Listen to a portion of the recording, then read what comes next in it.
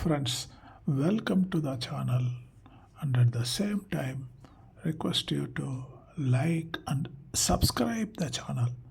இந்த வீடியோ பாருங்க, இருக்கிறத கழுவி கழுவி ஊத்துட்டா இந்த அம்மா.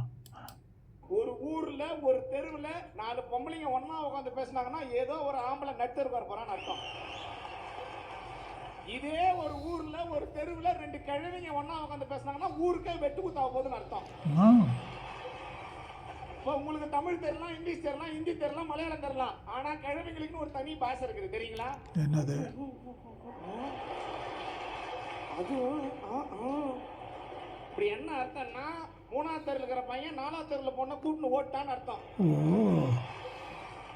இவ்வளோத்தையும் பேசிட்டு அந்த கழுவி சொல்லும், நமக்கு எதுக்கு ஊர் வம்பு.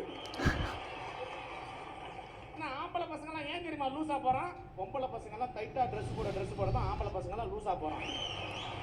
30,000 40,000 கொடுத்து நாங்கெல்லாம் டிவி வாங்கி கொடுக்குறோம். அந்த டிவி பார்க்கறதுக்கு எங்களுக்கு முதல்ல உரிமை இருக்குதா?